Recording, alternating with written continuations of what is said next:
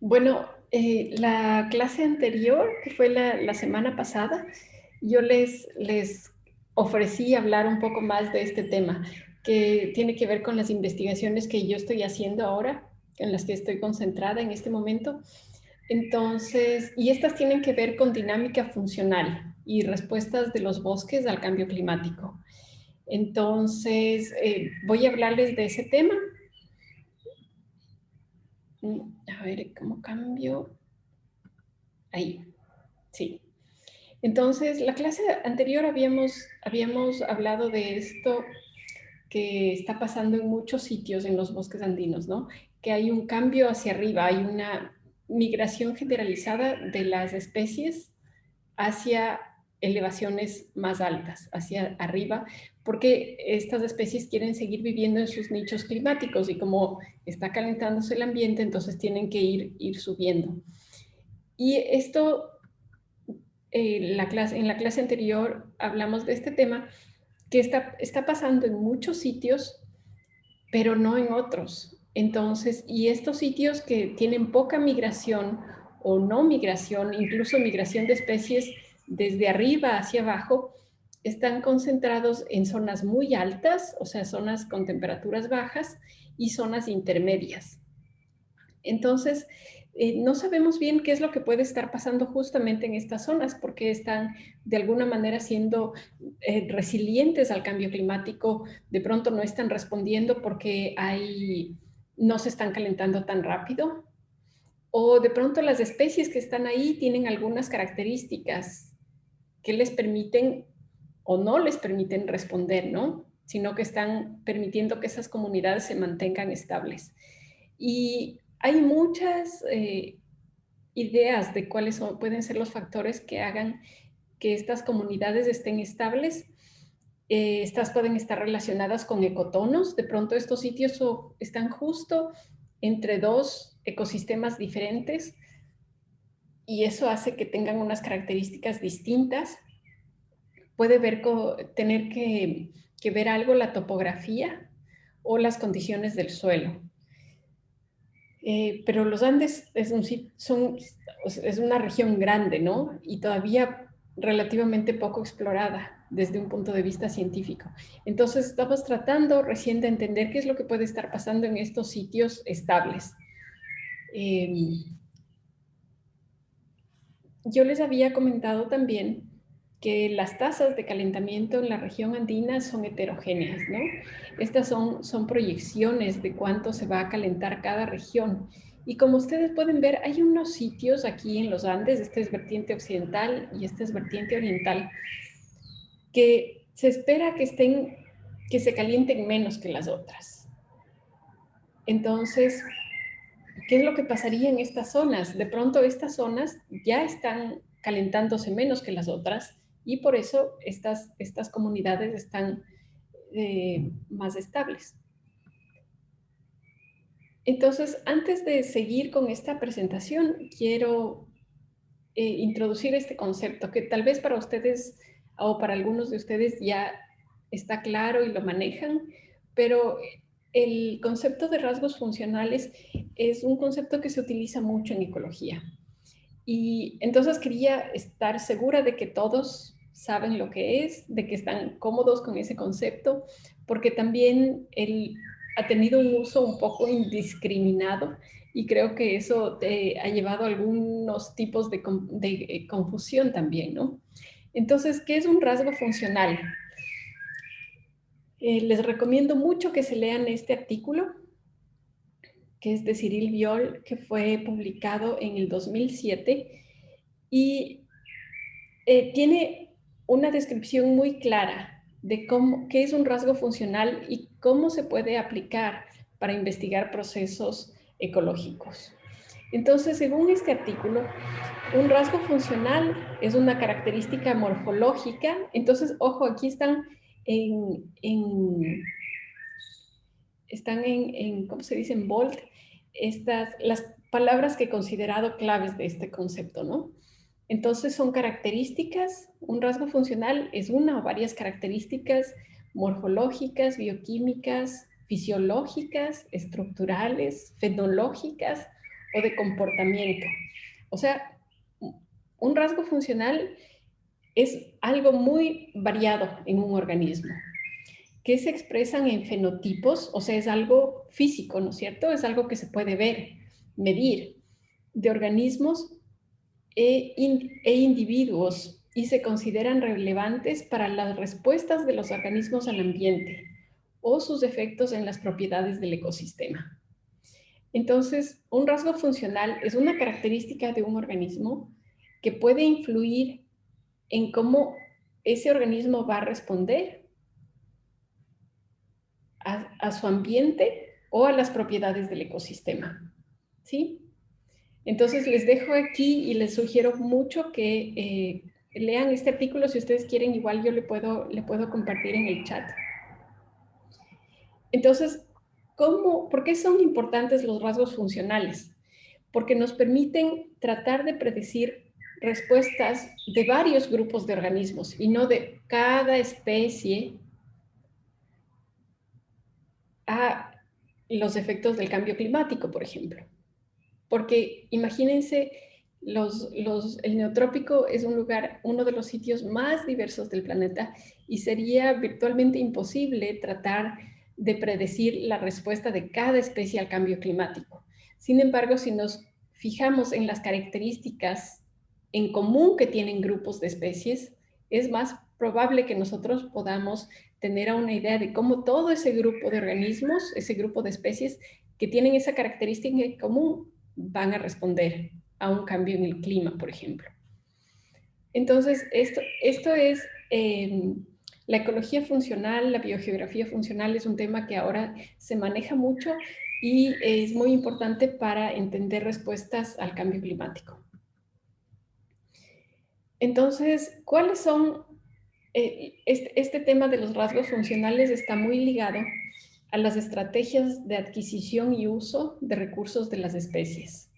Las especies tienen estrategias, todos tenemos estrategias, todos los organismos tienen estrategias, ¿no? Pero ¿cuáles son esas estrategias? Aquí tenemos un ejemplo de una estrategia adquisitiva. Es una especie que va a adquirir todos los recursos, absorber los recursos lo más rápido que pueda, invertirlos en crecimiento y reproducción, y seguramente no va a vivir mucho, ¿no? Es todo lo contrario de una especie que vive muchos años, que invierte mucho en su estructura. Miren, si se ponen a ver cómo esta especie adquisitiva ha invertido poco en su estructura. Es una planta herbácea muy delicada. No ha tenido esa inversión estructural tan grande comparada con un árbol. Esta, en cambio, es una especie conservativa. Va a vivir muchos años y también va a invertir mucho en su progenie. Entonces, esta especie conservativa, digamos que son como las ahorradoras, van lento pero seguro. Y este se considera como el eje principal de variación en las estrategias de las especies. Ustedes pueden leer, igual les puedo compartir en el chat, este artículo que define muy bien y con unos ejemplos buenísimos cómo son las estrategias de vida de las especies de plantas.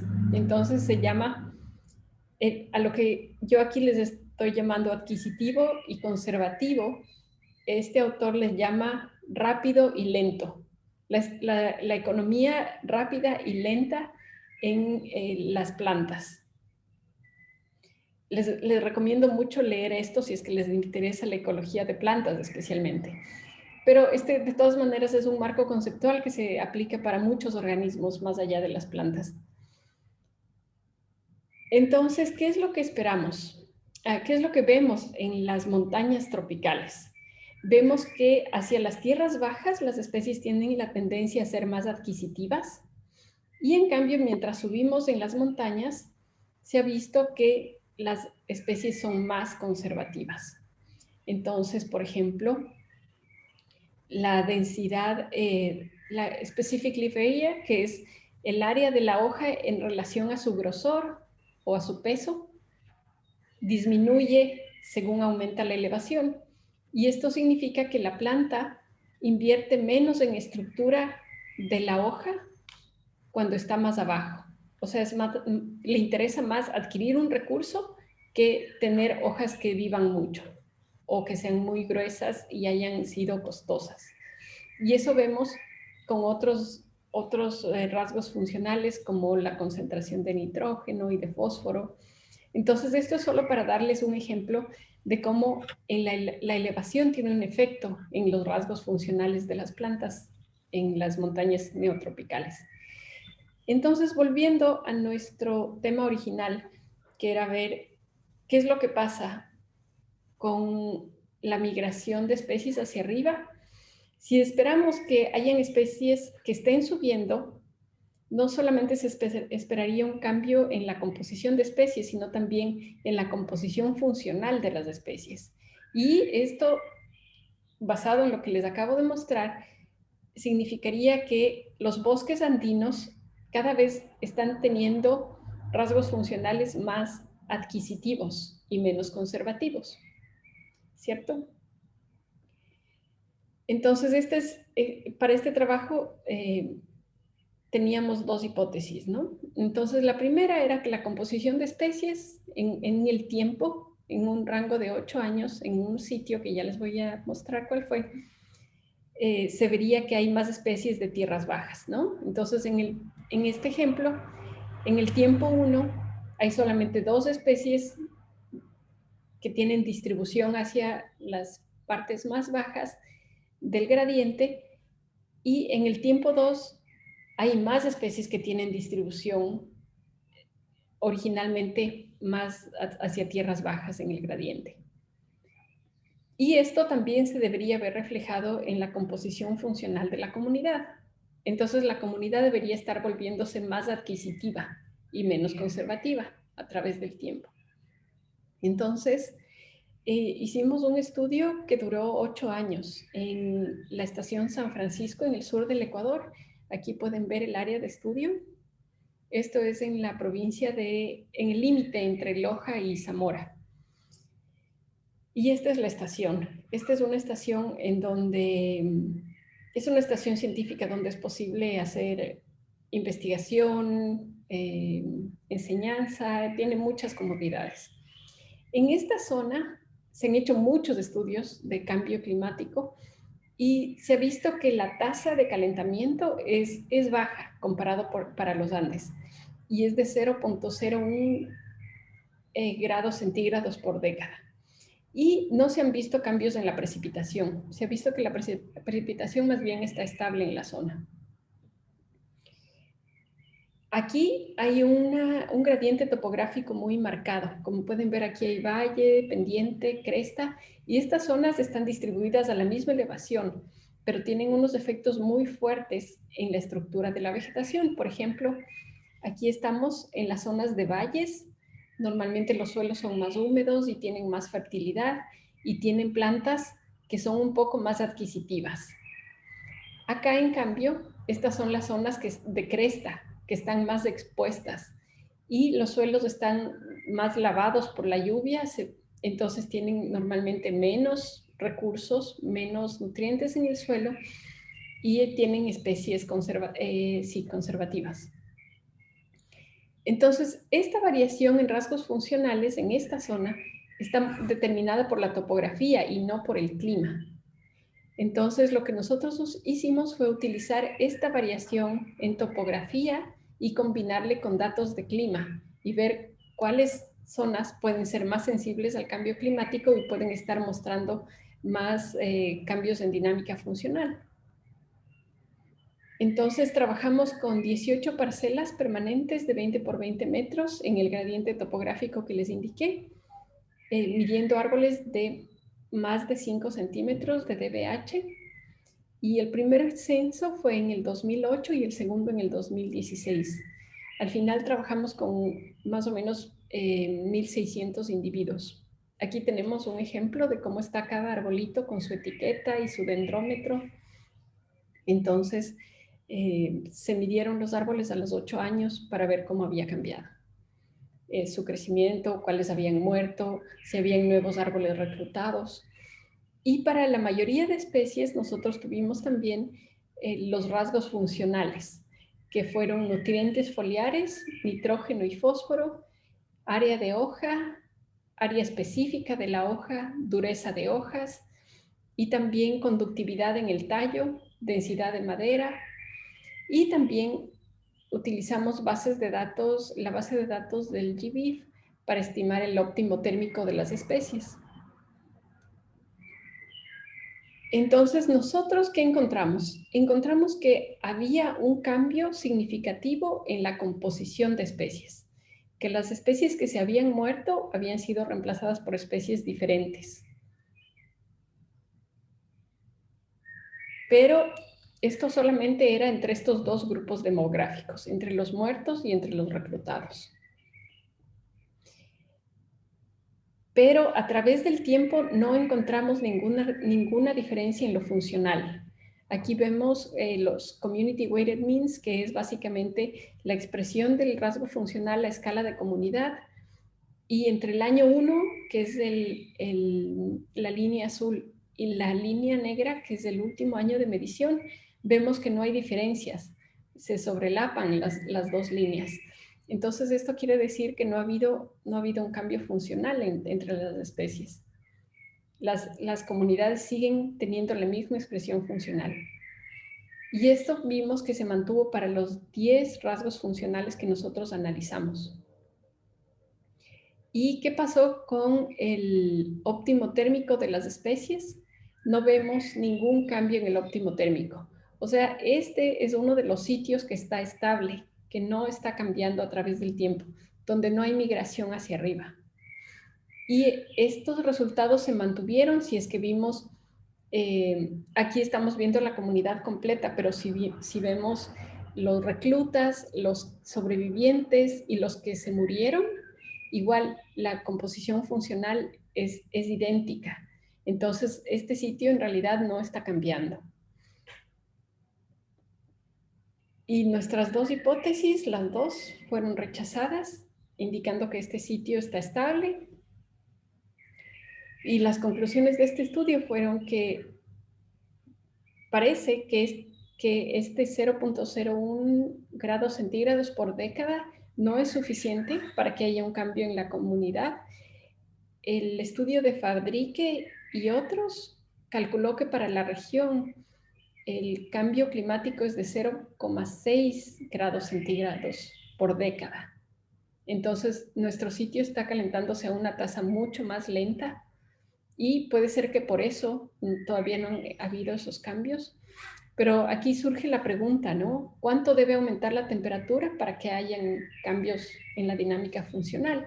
Y esto me parece que es una pregunta muy válida, porque a veces los investigadores estamos súper frustrados de no encontrar resultados en nuestros estudios, pero en este caso pienso que este es un resultado interesante, que no haya un resultado, que no haya un efecto, porque nos ayuda a determinar de pronto un umbral de respuesta de la comunidad al cambio climático. Las tasas de dinámica de nuestro bosque no son ni más altas ni más bajas que los promedios regionales. Entonces, este bosque tampoco está siendo alterado en su dinámica y más bien nosotros nos inclinamos a pensar que en una comunidad con tanta diversidad de especies puede haber redundancia funcional. Es decir, que hayan muchas especies que son parecidas, que tengan rasgos funcionales parecidos. Entonces, por eso, aunque hayan cambios en la diversidad de especies o en la composición de especies, la expresión funcional de la comunidad no está cambiando. Y también sigue el tema de la topografía y los ecotonos y la diversidad biológica como los factores que pueden estar controlando de alguna manera qué pasa con las respuestas de las plantas al cambio climático. Y bueno, ahora les quería comentar un poco más del proyecto en el que yo estoy trabajando ahora. Ahora estoy trabajando extendiendo este proyecto inicial de rasgos funcionales de los Andes a todo el neotrópico e investigando cómo la variación en clima y suelos en toda la región, ojo, neotrópico comienza acá y se extiende hasta aquí. Aquí hay más datos. Este es como el mapa original de distribución de las especies de árboles en esta zona. Más o menos estamos trabajando con 3.000 especies de árboles y con rasgos funcionales que han venido de diversas bases de datos, incluyendo TRI, Bien, Gift, Funandes y otras bases de datos privadas, que ha sido un trabajo largo y tortuoso conseguir, pero bueno, ahora ya estamos en la fase de análisis. Y estos análisis, aparte de ver la relación entre la expresión funcional de la especie y el clima o el suelo, estamos viendo cuál es el factor evolutivo, como cuál es la señal evolutiva en ese patrón de distribución. Y también extendiendo los análisis de dinámica funcional a escala de parcela a estos sitios, a 7 sitios en el neotrópico. Ojalá vamos a ver si son más o menos, pero estos son los sitios con los que parece que vamos a trabajar ya bastante seguro. Y repetir estos análisis de ver si es que a través del tiempo ha habido cambios en cómo a escala de parcela está cambiando la diversidad funcional o no, y cuáles pueden ser los factores climáticos o de suelo o de ecotonos que pueden estar influyendo en esos cambios. Y eso es todo. Les agradezco mucho por su atención. No sé si tienen algunas preguntas.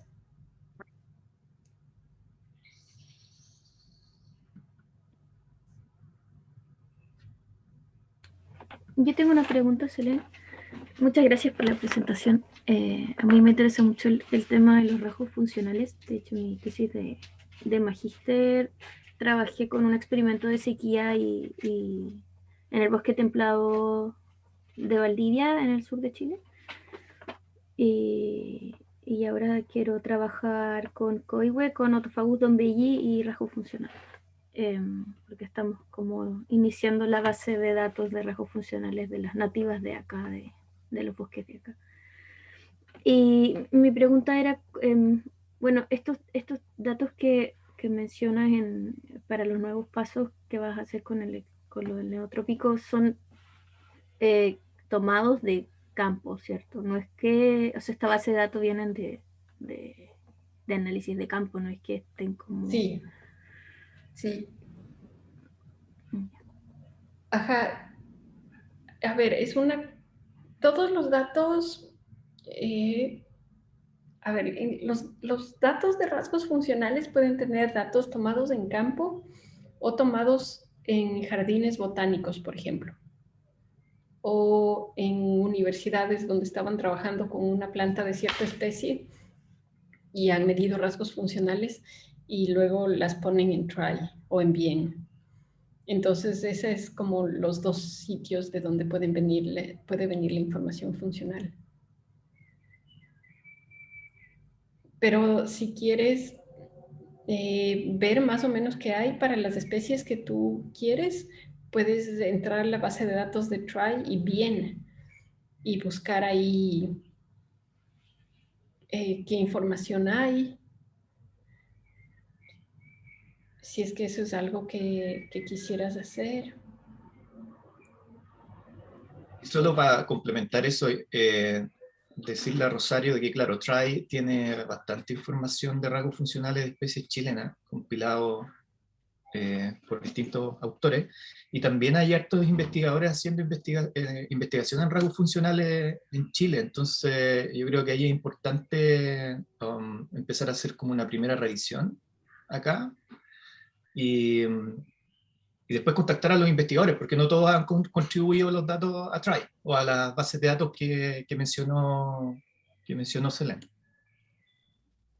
Por ejemplo, yo manejo hartos datos de Dombelli, de Notofagus Dombelli, así que si te interesa también nos podemos poner en contacto, yo te puedo ayudar ahí también a hacer un primer recorrido con los investigadores acá, y si falta algo, ahí quizá ir por esa información, ¿no?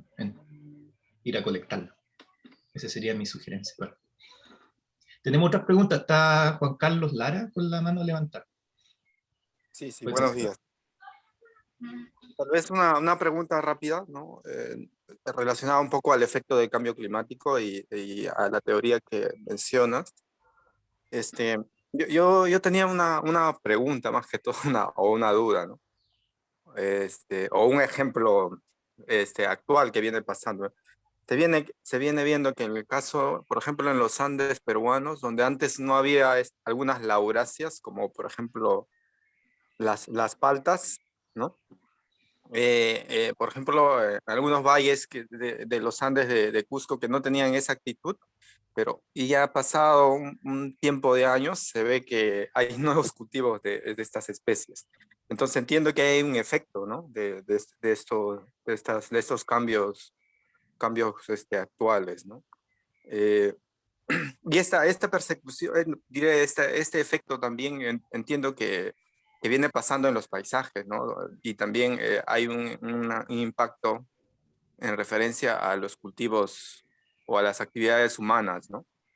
Entonces, no sé si eso también viene pasando con las especies o con las parcelas que se vienen evaluando, monitoreando. Como si están viendo si hay especies domesticadas o... Sí, sí, que se vienen adaptando, como hay cambios, en estos cambios hay incremento de temperatura, ¿no? Donde antes no había palta, ¿no? Digamos, estoy poniendo una lauracia, ¿no? Ahora existe y los agricultores pueden sembrar, digamos, estos cultivos, ¿no? Hay estos efectos, ¿no? Entonces también hay degradación y pérdida de estos ecosistemas andinos, ¿no? Entonces, bueno, eso es un impacto negativo, ¿no? Pero no sé si eso también está pasando con las otras especies, ¿no? Estoy poniendo un ejemplo de una lauracia, ¿no? Donde antes no existía, el clima se ha incrementado, ahora sí pueden cultivar esta lauracia, en este caso la palta. Claro, sí, sí, justo eso es el tema, que en ciertos sitios sí están aumentando, pero en otros no. Entonces, depende tanto de las especies como de los cambios en las condiciones del clima para que las especies puedan subir, y esos cambios son heterogéneos en los Andes, tal vez porque la temperatura no está cambiando de una manera homogénea. O la precipitación, o pueden haber otras variables. Pero esto en el futuro puede ser un driver de deforestación, ¿no? En estos ecosistemas andinos, o en estos sitios, ¿no? Sí, sí, por las dinámicas de cambio de uso del suelo y eso, sí.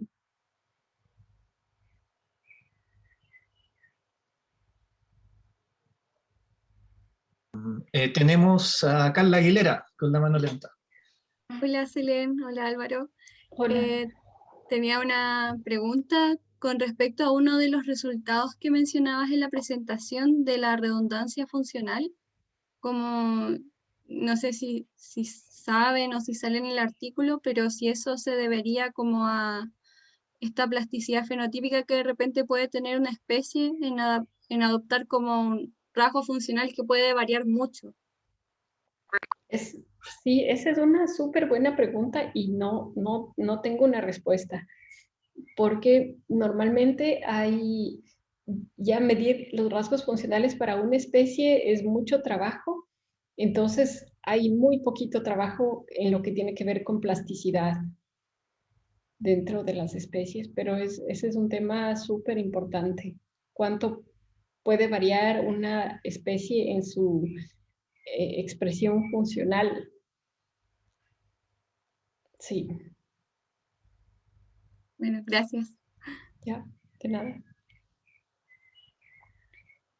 Claro, pero hay rasgos también que son bastante estables, por ejemplo, como la densidad de la madera, no tiene tanta variabilidad. Entonces uno igual podría confiar un poco más en los valores provenientes de densidad de la madera. En cambio, los de hoja generalmente son súper variables, entonces eso sí requieren un estudio más especie específico que en muchos casos, en el caso, bueno, al menos acá en Chile, no se ha hecho tan en detalle. O sea, como que hay datos para algunos lugares de SLA, pero no un estudio a nivel especie específico, como por ejemplo podría estar pensando Rocío con el SLA de Notofagus dombei, ¿no? Que podría ser un estudio per se, un estudio de tesis, ¿no? Ver cómo es la variabilidad o cómo se adapta el Notofagus dombei a través de su rasgo a distintas condiciones, porque igual hay especies que son súper amplias en su distribución, como el caso de Notofagus dombei, y pueden tener una tremenda variabilidad en estos rasgos que son más plásticos. Sí, Entonces hay de que hecho, tener me en cuenta acordé. eso. De hecho, ese es mi proyecto de tesis, Álvaro. Súper. Voy a Buenísimo. analizar dombei a lo largo del gradiente latitudinal. Genial, Sí, ¿no? Es un tremendo estudio. bueno, Sí. Rosario igual conoce al profe, al profe Saldaña. Él vio cómo variaba Black chilense, pero en función de sol y sombra. O sea, de eso me acuerdo. Entonces, por eso le preguntaba a Selene como qué sabía al respecto. Igual es una buena pregunta como a futuro para considerar en otras especies.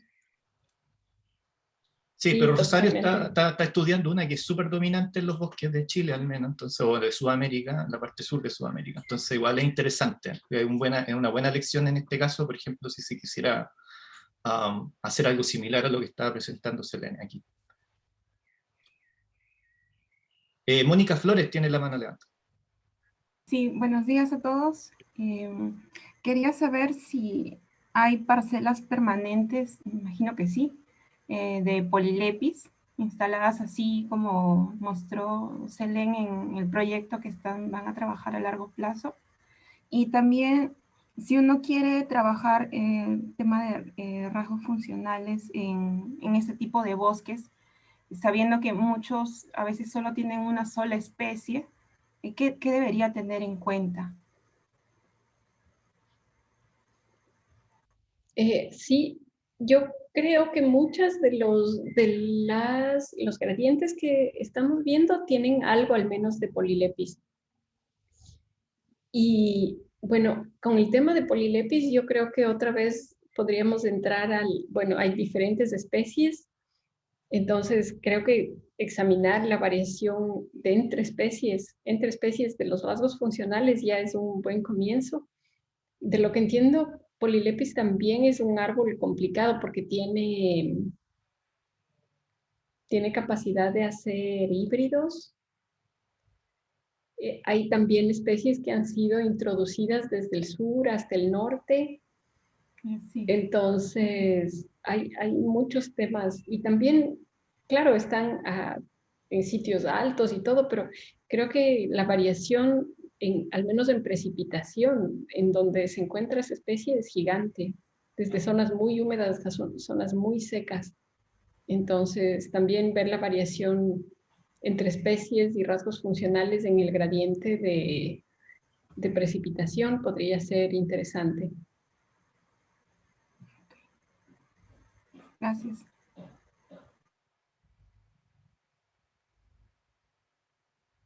No sé si hay más preguntas de los estudiantes. Porque la Mónica es la que estaba recién preguntando. Yo no sé, por ejemplo, si tienen... ¿Hay alguna pregunta? Perdón, No, soy Mileni. No, es solo para decir, es re complementario también. Y es verdad que siempre es más un comentario diciendo que sería interesante de ver cómo con plantas, gracias a este rasgos funcional, vemos también otra respuesta de la diversidad. Y solo para algunos que estudian otros tipos de organismos, podemos ver, por ejemplo, en bacteria, hay también este tipo de análisis con los rasgos funcionales de bacteria. Y acá en este lado, por bacteria, es el único modo para hacer una síntesis, porque hay demasiado especie, a veces es difícil de hacer filogenia con bacteria. Entonces, con plantas vemos la complementariedad, pero para otros grupos de organismos es el único modo de tener un patrón general. Y por eso me recuerda un poco discusión sobre bacteria. Pero bueno, no vi tanto otras preguntas, entonces podemos seguir, Álvaro, si quieres. Sí, es que yo tenía una pregunta más para Selene. Ok. O en realidad para los estudiantes. Yo no sé si tienen claro lo que es el concepto este de termofilación. De No sé si lo han termofilización. conversado. Termofilización, sí, no sé si lo tienen, lo habían conversado en otras clases o... Tal vez no. La termofilización es el aumento en el óptimo térmico de la comunidad y se calcula como un community weighted mean, o sea, es como el promedio de la expresión funcional que se pesa por el área basal o el número de individuos. Entonces, igual que se puede sacar un community weighted mean de área de hoja, se puede calcular un community weighted mean de óptimo térmico de las especies. Y el óptimo térmico se consigue utilizando la distribución de la especie en el ambiente que tengas, normalmente datos de GIF, de GBIF o de Bien. Entonces, por ejemplo, si yo entro a Bien y digo Alnus acuminata, ¿no? El aliso. Necesito todos los récords que haya en Bien del aliso con coordenadas. Entonces, Bien me va a dar todas esas coordenadas que dicen aliso está aquí a 2000 metros, aquí a 1000 metros, acá a 5000 metros, y luego yo puedo utilizar esas coordenadas para sacar las temperaturas, el promedio anual de temperatura de cada sitio. Y con todos esos datos de promedio anual de temperatura, yo saco un promedio y digo, ese es el óptimo térmico. El aliso tiene como óptimo térmico los 2500, o sea, los 20 grados de temperatura. Solamente, o sea, lo que hice fue sacar datos de distribución, calcular la temperatura en esos sitios y sacar un promedio. Y ese promedio yo le llamo óptimo térmico. Y con ese óptimo térmico yo puedo calcular si mi comunidad está dominada por especies que tienen óptimos térmicos bajos, es más bien una comunidad que está en tierras altas. Si es que a través del tiempo ese óptimo térmico aumenta, significa que las especies con óptimos térmicos de tierras bajas, o sea, más cálidos, han aumentado en mi comunidad.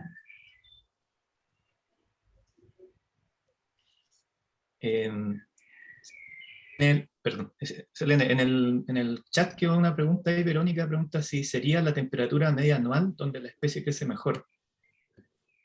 Sí, bueno, no crece porque no tenemos datos de crecimiento, sino donde está más frecuentemente. Asumiendo que estas bases de datos están tomando una medida, pues, o son representativas de la distribución espacial de las especies. Súper. Paul González. Sí, buenos días con todos. Hola, Selene, Álvaro. Hola, Paul, ¿qué tal? Bien. Caras conocidas, mira, me acuerdo de Paul. Sí, nos conocimos en el curso. Un gusto de verlos de vuelta. Tenía una pregunta sobre el óptimo térmico. ¿Qué es más frecuente? ¿Siempre tiende a subir o eso también puede disminuir en todas las plantas que se hayan podido analizar? En las parcelas se ha visto, es más frecuente que suba. En la mayoría está subiendo, pero también hay sitios en donde no está cambiando.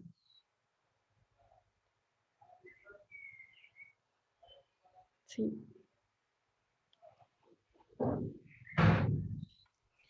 Súper.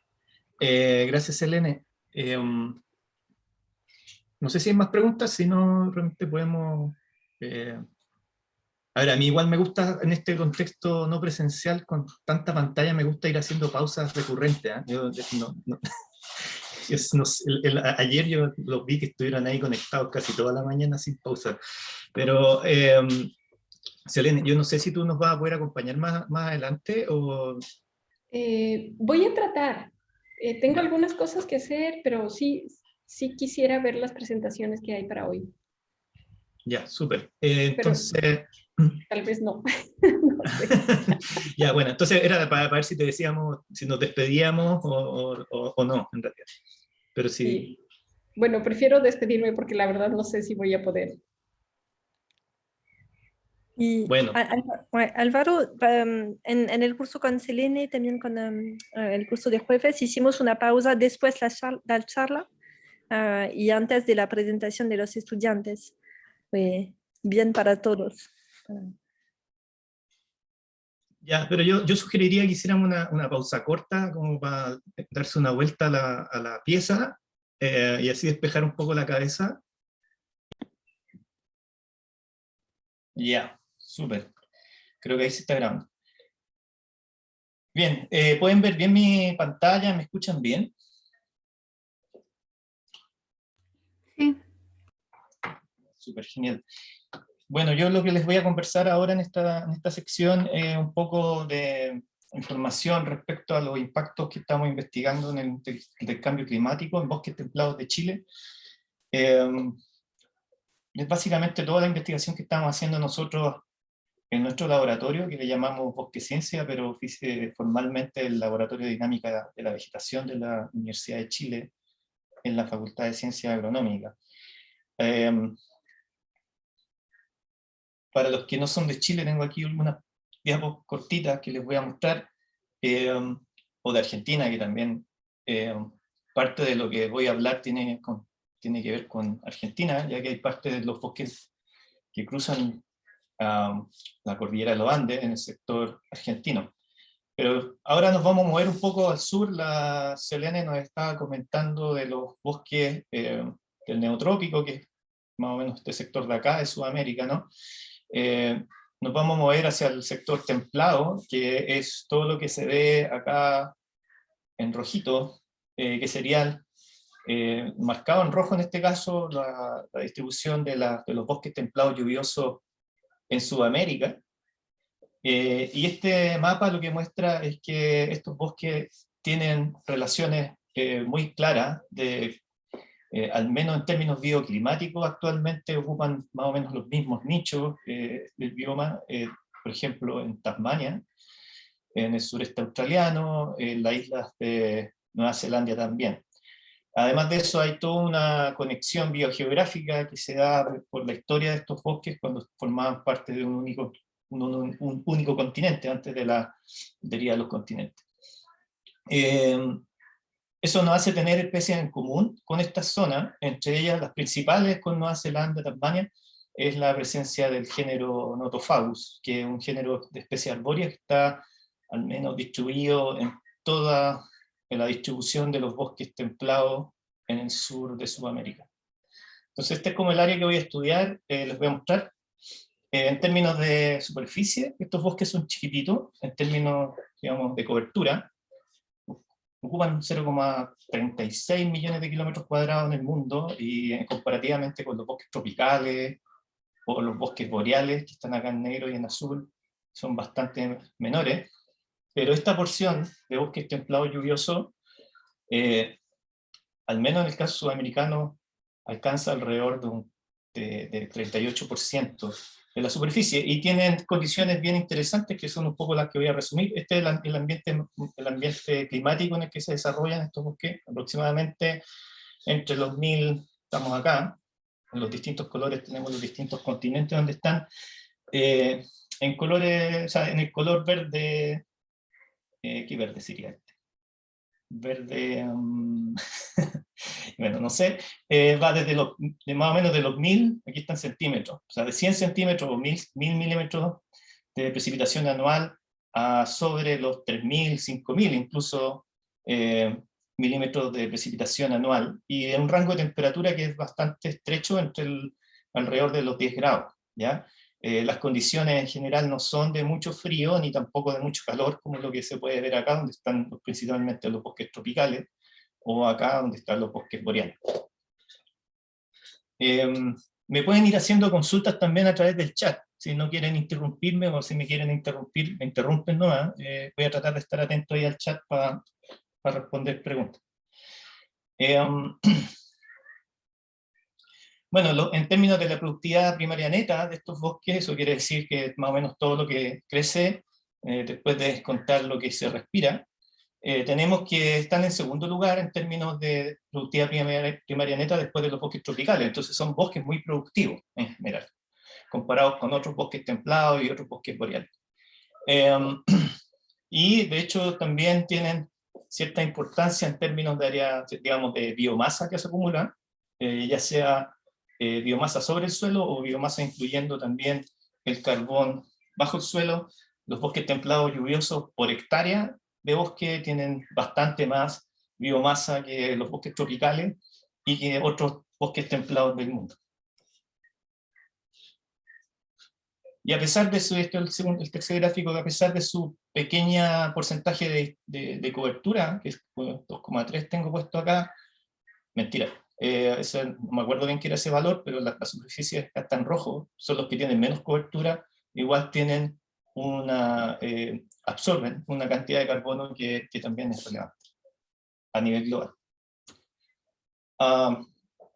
Otras cosas interesantes que al menos en los bosques templados de acá del sur de Sudamérica, estas representan en muchos casos fronteras de vida silvestre del planeta, o sea, lugares que no han sido intervenidos fuertemente por el ser humano, más allá de los cambios atmosféricos, por ejemplo.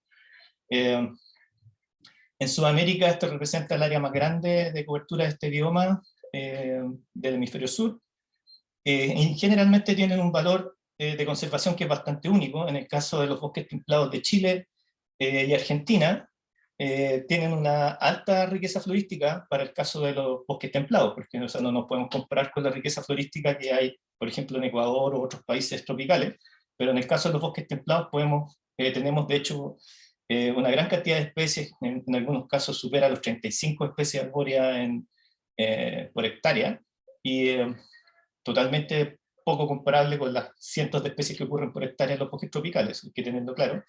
Pero también hay una alta concentración de endemismo en esta zona, lo que hace, digamos, que el ecosistema sea bastante único. Y como voy a hablarles ahora, son lugares que en este momento están, en el caso de los bosques templados lluviosos de Sudamérica, muy vulnerables al impacto del cambio climático. ¿Han visto este gráfico? Lo recuerdo. Es como bien famoso. Sí, dice Tania. Bueno, básicamente muestra los cambios de temperatura. En este caso, el caso de chileno, ustedes pueden descargar esto también para sus propios países, pero en el caso chileno, en azul se muestran las temperaturas que han estado bajo el promedio, y en rojo y colores rojos más oscuros cuando han estado sobre el promedio. Entonces ustedes pueden ver que en el caso chileno, al menos desde desde el año 2008 en adelante aproximadamente, no hemos tenido temperaturas que hayan estado bajo el promedio de los últimos 100 años. Y en particular, los últimos años también se han detectado fuertes olas de calor, ¿no? Como muestran estas barritas en rojo acá. Esa es la temperatura, esto es la precipitación. En casi toda la distribución donde están los bosques, esto es Chile de nuevo, los bosques templados lluviosos, lo que se ha visto es un fuerte déficit de precipitación, que va desde el año, digamos, siendo la década del año, ¿cómo se dice? La década del 2010, una de las décadas más secas que se tiene registro, ¿ya? Ustedes aquí ven en colores las estaciones meteorológicas que entre el 66 y el 69 mostraban déficit hídrico, y pueden ver que era un 59%. Este es un periodo que también fue bastante seco en los registros, pero entre el año 2010 y 2014 las estaciones que mostraban un déficit eran de un 71%.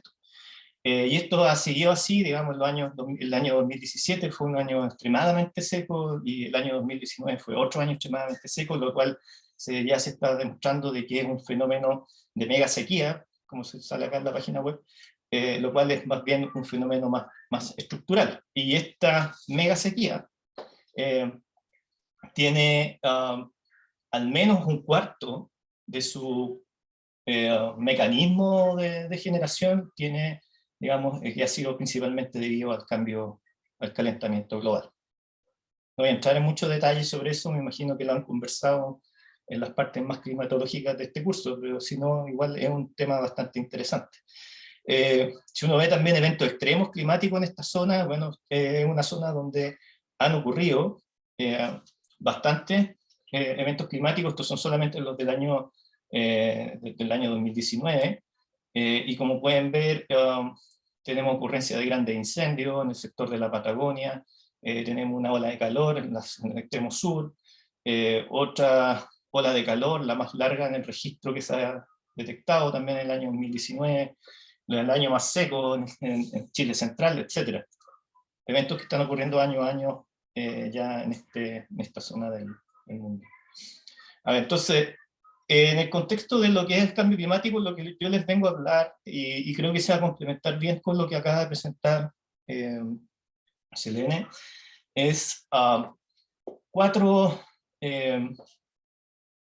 potenciales impactos en procesos ecológicos que estamos investigando. O sea, los bosques se ven enfrentados al cambio climático principalmente a través de estos y otros que no agregué aquí, pero estos son de los más relevantes en el sentido de que los 3 primeros, que es tendencias de crecimiento o las tasas de crecimiento, las tasas de mortalidad, las tasas de reclutamiento, establecimiento o regeneración, estas tasas son lo que se llaman las tasas demográficas y son los principales procesos que determinan la dinámica de los bosques. ¿Ya? Entonces vamos a hablar principalmente de los cambios en las tendencias de crecimiento, de los patrones de mortalidad y también cambios, en este caso, en el nicho de regeneración, que hay un poquito haciendo el vínculo con lo que presentaron ayer, sobre todo Pablo habló del nicho de regeneración en una parte de su clase. Yo creo parte de lo que nos presentó Pablo nos va también a ayudar acá para distinguir aquellos nichos que son la parte de regeneración o de, digamos, de supervivencia de la especie también. Y lo otro que vamos a hablar un poco va a ser de estos cambios en interacciones bióticas que están ocurriendo. Pero como les digo, también hay otros que no voy a abordar en esta clase, principalmente porque no hay tantos estudios todavía o no tenemos tanta información. Entre ellos son, por ejemplo, las tendencias de cambio en la fenología, y los cambios, por ejemplo, en proceso, el cambio de funcionamiento de los bosques. Tampoco voy a entrar mucho en detalle, o sea, no voy a hablar nada de eso en realidad. Así que me voy a centrar principalmente en tasas demográficas. Ok, entonces como les decía, en los bosques templados, lluviosos y también una porción de lo que no sería lluvioso en este caso es porque son bosques que tienen precipitaciones menores a 1500 milímetros de precipitación anual, podemos encontrar a lo largo de todo Chile la presencia del género Nothofagus. Me voy a centrar en esta presentación principalmente en 3 casos de estudio. Uno es el caso, son 4 casos de estudio, me faltó una bolita que va un poco más al norte acá. Uno es el caso del Nothofagus macrocarpa, el roble de Santiago se llama también, un bosque que persiste principalmente en las altas cumbres de la cordillera de los Andes y de la cordillera de la costa, en la zona central, cerca de Santiago. Luego vamos a hablar un poco del caso del coihue, y de los bosques dominados por coihue, principalmente centrado en este sector de acá, que en Chile le llamamos la región del Maule, y también un poco en la transición hacia los bosques más lluviosos de Chile, los bosques valdivianos. Vamos a hablar también un poquito de lo que sucede por aquí. Y finalmente vamos a conversar también del caso de la lenga, que son los bosques que dominan toda la zona austral, son estos bosques en azul que se ven acá, principalmente. Entonces les voy a presentar casos de estas 3 tipos de bosques, o sea, de 3 especies que dominan estos bosques. Entonces, hablemos primero de los cambios en las tendencias de crecimiento. Esto principalmente lo estudiamos gracias a que en las zonas templadas los árboles tienen estaciones muy claras que están modificando su crecimiento. Y podemos, por ende, poder estudiar los anchos de anillo o los anillos de crecimiento de los árboles, como se ven acá. que son principalmente la formación de células durante toda la estación de crecimiento, ¿no? Que va integrando todos los procesos que en el fondo necesita el árbol para poder generar madera, ¿ya? Pero en general son muy sensibles a cuando las condiciones son limitantes, ya que se producen menos células, se generan anillos más delgados, ¿no? También, e incluso cambian las características de la célula, como se muestra acá, por ejemplo, esta curva negra que se ve es la densidad de la madera, está puesta acá, ¿no? La densidad de la madera, que también muestra un patrón estacional que uno puede estudiar, ¿ya?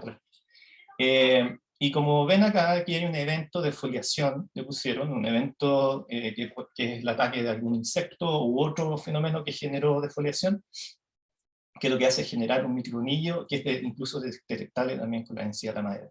Nosotros usamos esta idea de los anillos de árboles para generar lo que se llama cronologías de crecimiento, básicamente haciendo un proceso que se llama cofechado, ¿ya? En el cual tú en el fondo haces un match entre un árbol y otro a través de relaciones estadísticas y también de inspección visual del patrón de crecimiento, y lo que puedes hacer es construir el crecimiento, digamos, durante un largo periodo de tiempo, reconstruir el crecimiento en un largo periodo de tiempo.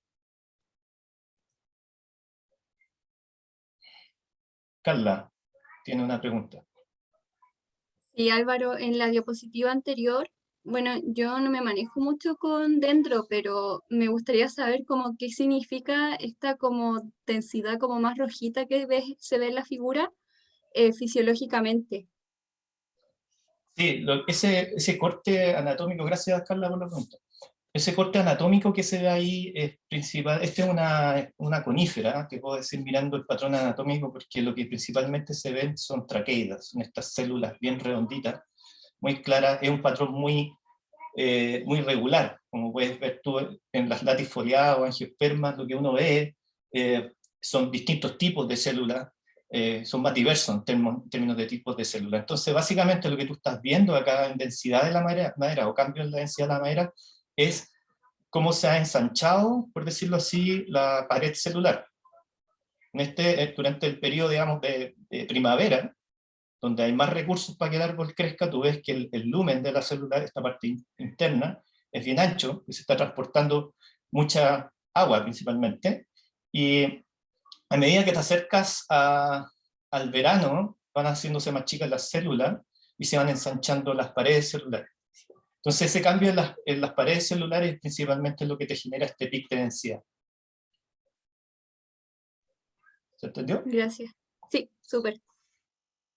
Ahora eso, yo recién les comentaba de que la densidad de la madera es un rasgo funcional súper estable, claro, porque lo que se hace generalmente es sacar muestras de madera de distintas partes del árbol, y eso se pesa, y lo que tú generas es un promedio, digamos, de condiciones durante distintos años de crecimiento.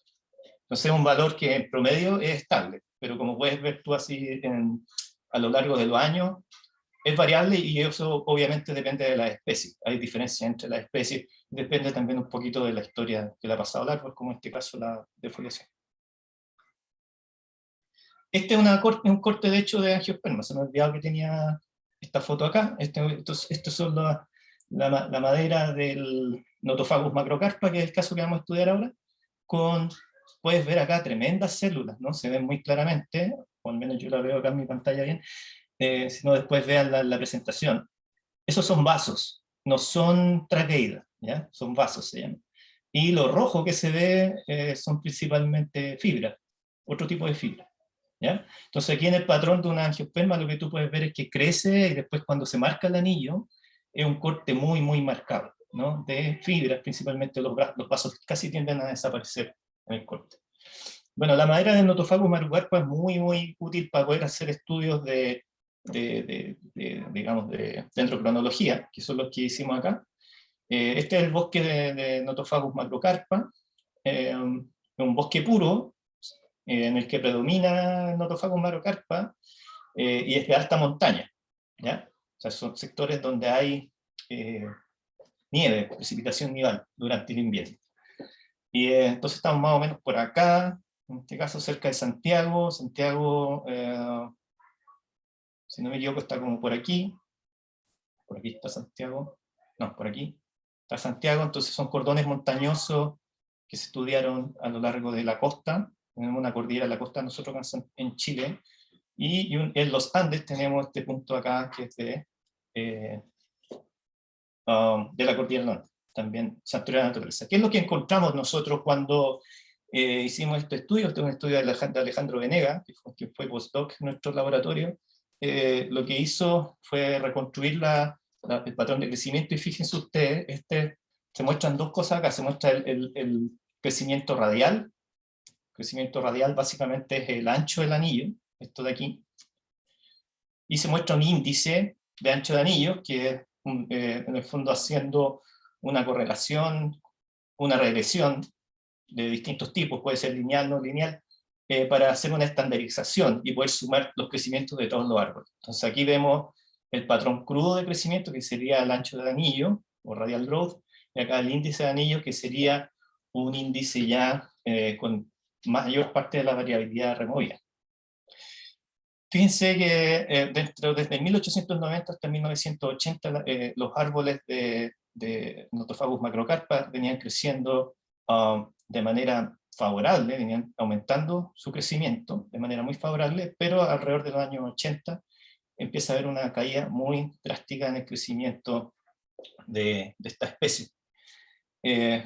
También se puede reforzar acá con el estudio más estandarizado de los árboles. Vemos la caída también, y acá en colores tienen amarillo, en rojo tienen eventos de sequía extremos que han ocurrido en distintas fechas en este sector.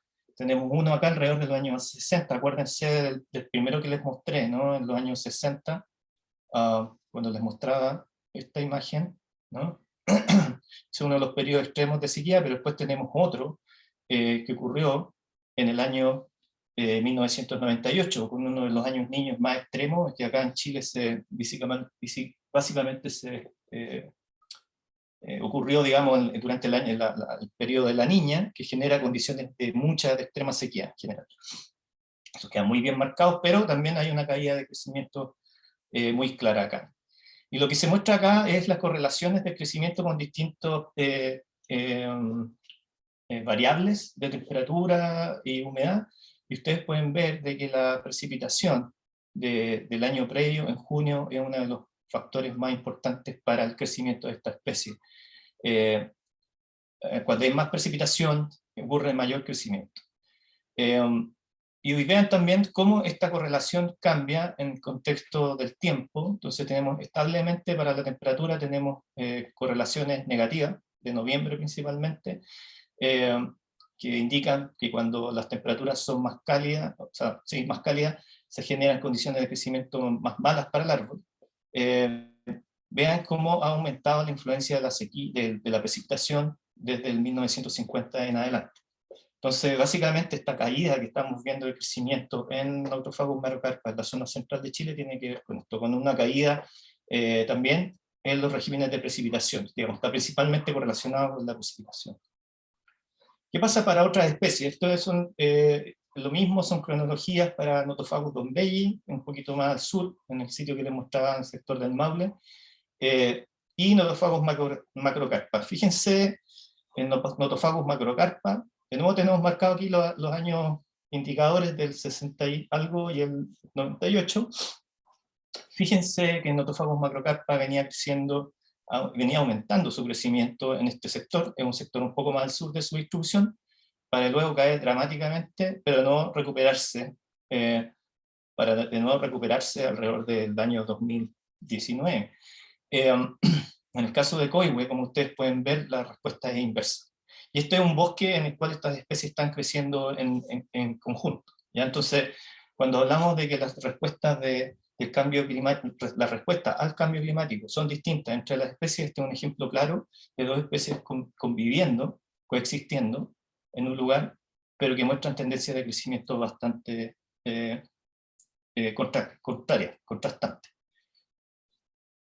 Si nos vamos un poco más al sur, lo que podemos ver, este es el caso para Nothofagus cumilio, en la Lenga, en el sector sur, acá bastante más sur, estamos alrededor de los 46 grados de latitud sur.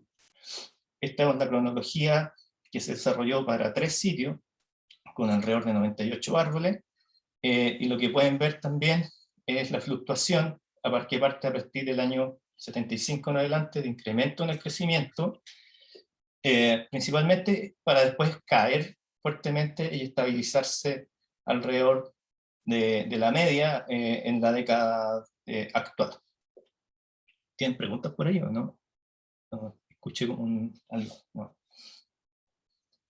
Bueno, entonces vemos que las respuestas de crecimiento son distintas. En el caso de Nothofagus pumilio también tenía una tendencia de incremento del crecimiento desde el 1955 a 1985, perdón.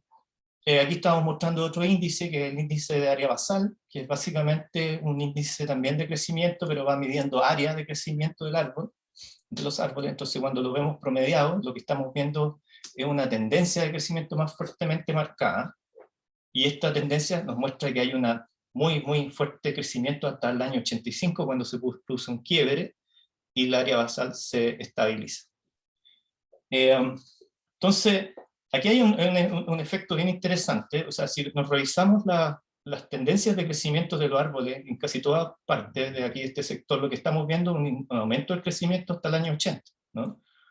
Aquí no es tan claro porque no están tan filtradas las cronos. Aquí, en el caso de Macrocarpa, si uno tiene una línea, probablemente se vería. Con un quiebre que ocurre alrededor de los años 80, en el cual se revierte para algunas especies las tendencias de crecimiento. ¿Por qué creen ustedes que los árboles están creciendo más hasta los años 80? A ver si me siguieron un poco con la historia. ¿Tenés correo acá? Ahora sí. ¿Por qué creen que aumentó la temperatura? O sea, ya les di la respuesta. Bueno, el crecimiento es Jimé Chávez, a ver. Sí, perdón, puse los aplausos, no sé por qué, pero bueno, yo quería, pienso que es por el aumento de la temperatura que en algún momento le fue favorable, pero después hubo estas sequías, ¿no? Que empezaron a limitar el crecimiento, quizás va por ahí. Exacto, pero falta otro efecto. ¿A quién se le ocurre otro efecto? ¿Qué otra cosa ha aumentado en la atmósfera? El carbono. El dióxido de carbono, exactamente. El dióxido de carbono, en el fondo, debería tener un efecto de fertilización en los árboles, generando un aumento en el crecimiento, lo cual se ve claramente de aquí hasta el año 85 en Lenga, por ejemplo, y también lo vemos en otras especies. Pero desde el año 85 en adelante, que marca de hecho un año muy particular en términos de cambio en el clima, lo que vemos ahora es un efecto más fuerte de la sequía o de las precipitaciones, que lo que están haciendo es contrarrestar esta fertilización de carbono. Bien, eso es más o menos lo que estamos viendo. Entonces, el corolario de eso es que en general, independiente de lo que uno pueda esperar, una cierta tendencia en el crecimiento, producto del cambio climático, el calentamiento global en este caso, las respuestas de las especies son diversas en términos de las localizaciones donde están y también de sus rasgos funcionales, como explicaba Selene antes, generando patrones que son difíciles de entender en muchos casos. Nosotros aquí tenemos un caso bien particular, por ejemplo, para los que son de Argentina, es bastante más clara la tendencia de caída en el crecimiento en Argentina producto de la sequía, porque están en el lado oriental de los Andes, de lo que vemos nosotros en el lado occidental, en el que los cambios de la precipitación no son tan fuertes en este sector, en el sector austral. Recuerden que estoy hablando de la Patagonia Sur. Y por ende las respuestas que vemos en los árboles no son tan claras. Y eso hay que tratar de filtrarlo un poco con otras cosas que también están ocurriendo en los bosques, que es lo que un poco les quiero comentar a lo largo de este caso. Lo otro que conversábamos, lo que les ponía yo de importante es estudiar son los patrones de mortalidad que ocurren producto del cambio global, y les pongo esta imagen acá de un bosque quemado de Araucaria, que es terrible. Esto fue alrededor del año 2005 en Chile, en el que seguimos alrededor de 6.000 hectáreas de bosque de Araucaria. es un evento de mega incendio ocurrido principalmente producto de un, no, en este caso no, pero han habido incendios en la Araucaria que son principalmente causas naturales. En este caso, la caída de un rayo que ocurre justo en un periodo de extrema sequía y genera un incendio de grandes magnitudes. Entonces, uno de los efectos, de los primeros efectos que son bastante claros en términos de los cambios en los patrones de mortalidad es el efecto de los disturbios, y en el caso de este sector de Sudamérica, el efecto de los incendios está siendo cada vez más importante. De hecho, en el año 2017 ocurrió un incendio en la cordillera de la costa, en este caso, que quemó alrededor de 500.000 hectáreas. Este es el incendio que se ve acá, un incendio que se llama el incendio de las máquinas. Es un sector que hoy día está cubierto principalmente de plantaciones forestales, de pino, como se pueden ver aquí, pero que también tiene algunos remanentes de bosque, ¿no? Y este, como pueden ver, es un evento, este es el registro histórico, en hectáreas, y los años acá abajo, las temporadas de incendio, y pueden ver de que es un registro que sale de cualquier, se sale completamente de la cantidad de superficie que se ha quemado históricamente en Chile. Entonces este es un efecto muy concreto de cómo pueden ser los cambios. Y esto fue acompañado, este incendio, de una condición de extrema sequía que estaba ocurriendo en el año 2017, y como ya les comenté anteriormente, un efecto ya estructural de sequía que venía desde alrededor del año 2010. Entonces tenemos un efecto combinado del cambio climático, y en este caso la incidencia del ser humano, en el sentido de que se generó un incendio principalmente por causa humana, y luego se distribuyó en un paisaje muy homogéneo como son las plantaciones forestales. Jimé, ¿tienes la mano levantada todavía? No sé si fue antes o ya, ¿no? ¿Es otra pregunta? Ok, entonces es importante distinguir que la mortalidad también puede ocurrir por otros efectos, ¿no? Tenemos el efecto de los incendios forestales, como le hablaba anteriormente. El año del incendio anterior, ¿cuál era? El incendio de la Araucaria. Hubieron dos incendios grandes, uno fue, creo, el 2002 y el otro el 2005. Por ahí. Puedo confirmarlo, después te puedo comentar bien las fechas, no las tengo en la cabeza en este momento. Pero fue en la década de, no la del 2010, sino la del 2000. Ya, los otros efectos son los patrones de mortalidad que están asociando a la sequía. Por ejemplo, acá tenemos el caso de un efecto extendido de mortalidad producto de la sequía en un bosque de Coihue. En este caso no es Nothofagus bombei, este es Nothofagus nítida, principalmente, se llama Coihue de Chiloé en Chile. En un evento de sequía también extrema que ocurrió en el año 2015, en el que la precipitación de verano disminuyó en 60%. Y se generó este efecto de muerte masiva. Y una de las cosas que nos interesó empezar a estudiar, y lo que empezamos a hacer fue investigar la muerte de estos árboles, así es como uno lo ve en terreno, ¿no? Árboles que todavía tienen las ramillas, y incluso algunos todavía tenían hojas. Bueno, esta diapositiva no sé por qué me apareció aquí, pero la tenía que haber puesto antes, pero es más o menos por qué ocurría la mortalidad de los árboles. La mortalidad de los árboles es un proceso complejo, eso hay que tenerlo claro. Generalmente la mortalidad de un árbol no ocurre solamente por un agente, sino que generalmente ocurre por un ataque, o sea, por múltiples agentes, ya sean bióticos como abióticos. O sea, hablamos que los disturbios es una de las causas, digamos, de mortalidad. También tenemos el clima, que es lo que venía hablando recién, de sequía extendida, y tenemos interacciones con otros organismos como ataques de insectos y o patógenos, o incluso fenómenos de mortalidad, como lo que ocurre generalmente en los bosques es mayor pudrición, los árboles, al final el árbol termina muriendo, cayéndose principalmente. Ahora bien, con el caso de la sequía, lo que se está registrando globalmente es un fenómeno global de mortalidad que al parecer está inducido por la sequía. Ahora bien, las especies, producto de sus diferencias funcionales, en sus rasgos funcionales, pueden resistir de distintas maneras al estrés por sequía. ¿ya? Y esto también puede variar según los distintos ambientes en los que están ocurriendo, ¿ya? Hay que tener claras esas diferencias porque, un poco con lo que mostraba la Selene, ¿no? O sea, un árbol, primero que nada, por ejemplo, la estructura de la madera, que es lo que estaba mostrando anteriormente, es muy fundamental en cómo el árbol obtiene su hidratación, ¿no? Digamos, desde el suelo.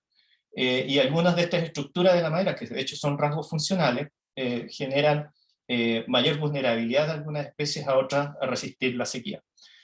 Pero esto también puede variar según ambientes, porque por ejemplo en el caso chileno tenemos, y que me imagino muy fácil también de encontrar en otras zonas de los Andes, también tenemos diferencias de suelo muy relevantes. Entonces los Andes predominan un tipo de suelo que es distinto a los que tenemos en la costa, con condiciones más desfavorables para el almacenamiento hídrico en los suelos de la costa, con distintos nutrientes también que al final generan también mayor vulnerabilidad a sequía, digamos, en un lado que otro.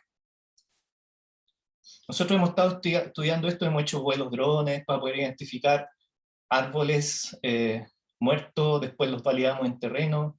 También lo que hacemos es hacer teledetección para poder detectar cambios en el dosel. Entonces, este tipo de tecnología es bien interesante para poder, en el fondo, llevar un monitoreo de lo que está ocurriendo en el bosque. Este es uno de los bosques dominados por Coihue, que tenemos bajo estudio en nuestro laboratorio.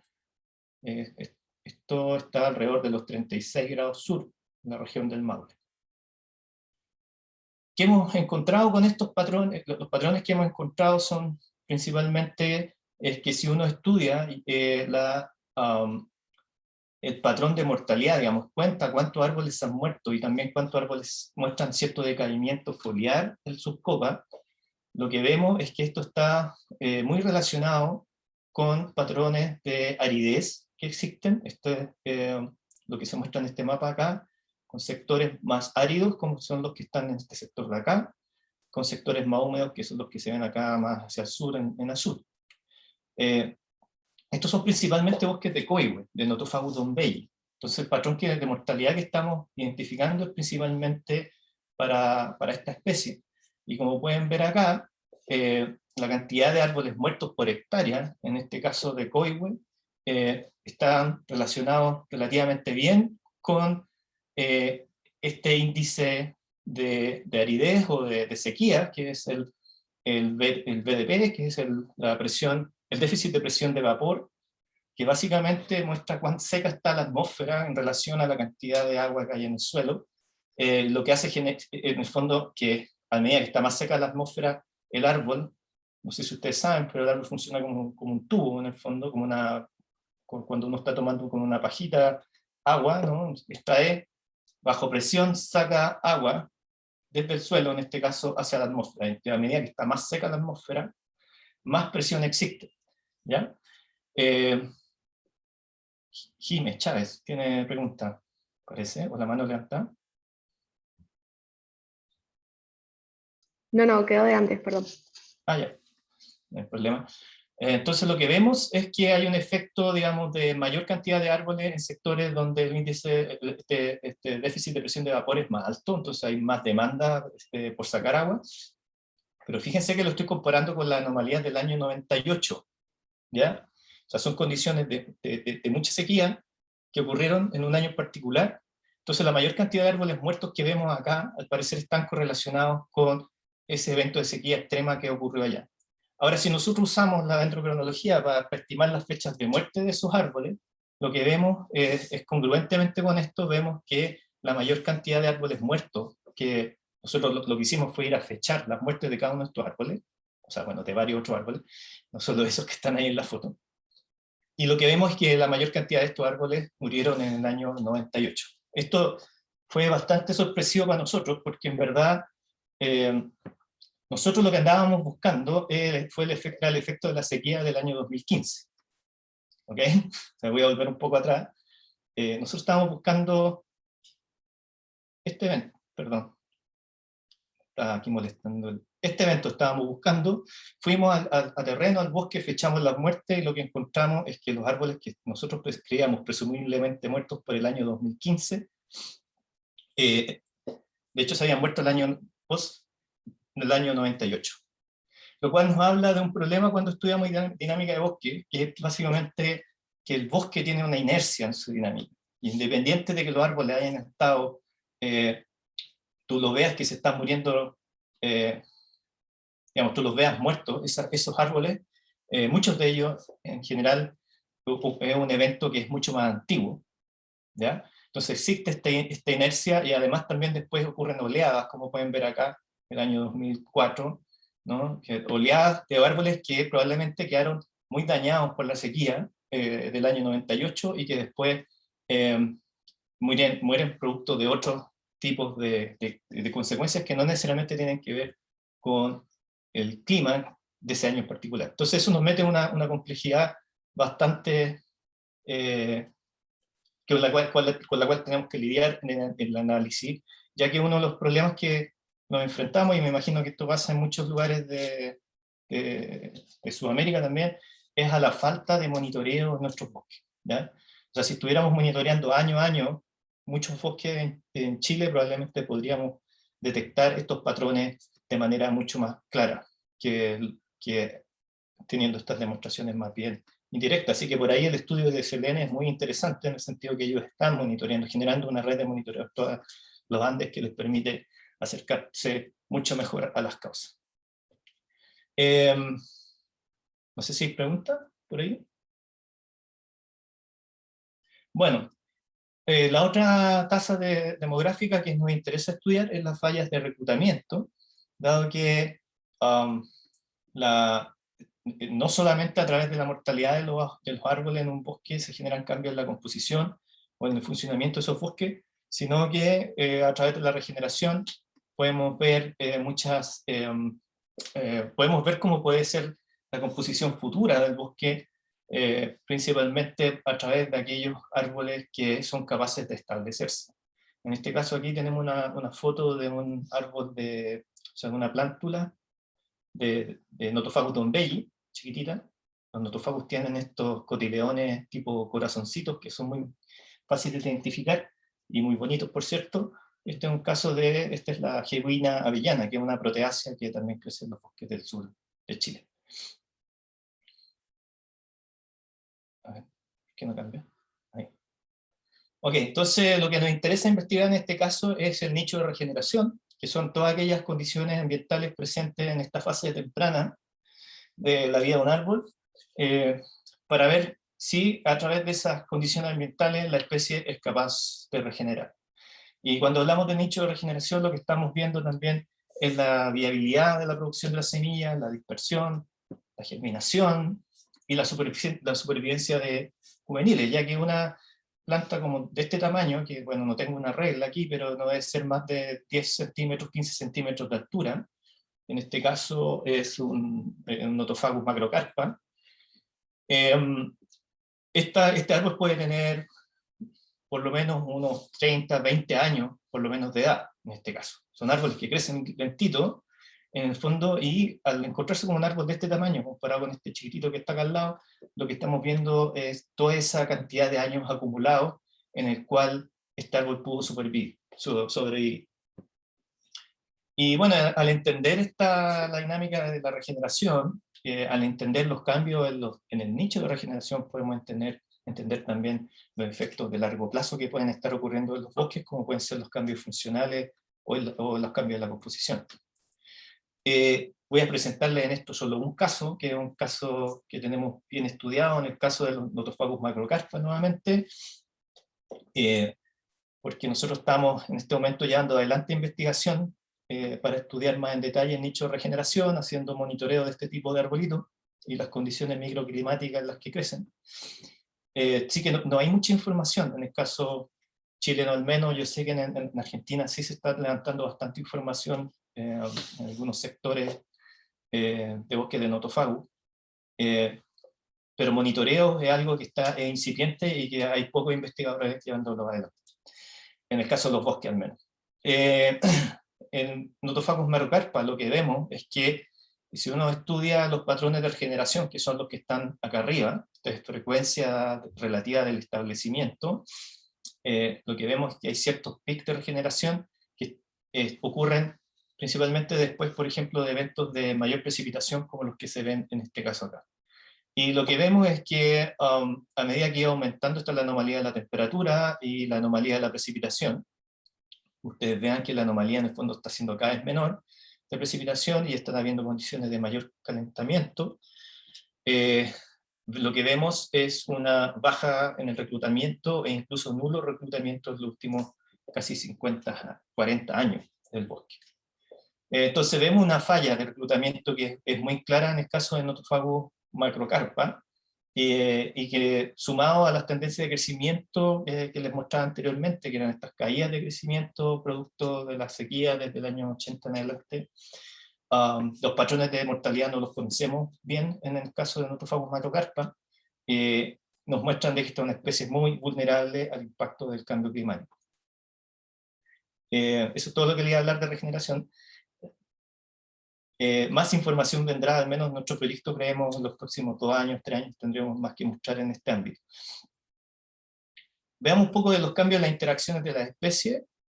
En este les voy a mostrar el caso de las defoliaciones de insectos que están ocurriendo en Aysén. Esto es alrededor de los 47 grados de latitud sur, que se están viendo eventos masivos de defoliación,